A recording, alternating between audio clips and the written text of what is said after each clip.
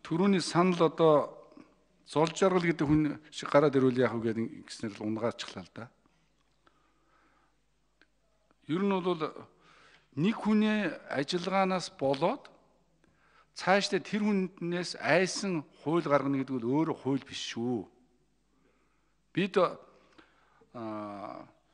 итгэж тавьсан ерөнхийлөгчтэй итгээд дээрэс нь эдийн засгийн байнгаар улсын хурлаар оруулж ирж байгаа хүнийг шалгаж шагаад болохгүй байвал шалгаж ордод харин ч оруулж ирсэн хүнийг энэ дээр нь сайн шалгаж явах нь бол уг нь зөв байсан.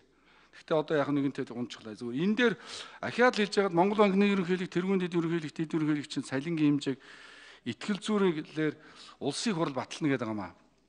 Тэгээ нэг улсын хуралч одоо цалин баталдаг байгууллага гэдгийг бол би ерөөсөө ойлгохгүй байгаа. Энэ Төв банк өөрөө үйл ажиллагаагаа явуулаад үр дүнтэй ажиллаж байгаа үгийг нь улсын хурал шалгадаг. Томилдог. Байж яхад тэгээ ингээд нэг итгэл зүйр тэгээд их хурал батална гэвэл их хурал одоо цалингийн батална гэнгүүт нь одоо баах юм ярина. Бусдуу тийм цалин авсан гэх тэгэл нийт нийгэмд бол тичнээ сая төгрөг авлаа гэдэг нөгөө манайхан чинь сайн ажил хийж байгаа хүн сайн цалин өгөөд сайн ажилуулад Монгол банк сайн ажиллах юм бол ард түмний амьдрал сайжртал ажиллавал инфляцийн тогтвортой ойлголтол ажиллавал үнийн тогтвортой ажиллавал гэдгийг шахаж шаардаад сайн ажиллаж байгаа хэмжээгээр цалинжийг өгөх юм бол болохоор байна шүү дээ. Одоо саяны өнгөрсөн жилүүд ганцхан жилийн дотор 1 тэрбум долларын нөөцтэй байсан Монгол банкыг 2 тэрбум болгож байгаа гэж 3 тэрбум гаруугүй болгож байгаа гэж энэ чинь ажлын амжилт биш юм уу? Амжилтын дээдлэхгүй бол тэгэл нэг жоох амжилт гаргасан хүмүүсээ жоох өндөр цалинтай хүмүүсээ бүгдээр ингэ доош нь болгож яадаг.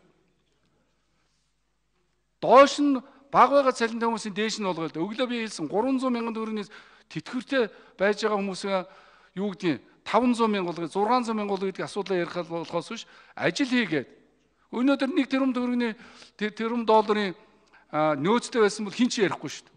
2 тэрбум долларын нөөцтэй болтол нь оруулаад ирж ажиллаж байгаа хүмүүсийг яагаад төр шагнаж болдгоо яагаад тэднээс өөрснөө энийг яриад бас биднээс үр дүн гарлаа шүү залуучуудаа 2 тэрбум 3 тэрбумынхаа нөөцийг 6 тэрбум болгоё гэсэн энэ олж өгөхгүй тэгээд их хурлд яриад одоо ингээд их хурл одоо цалин баталдаг байгуулга болох гэдэг шүү.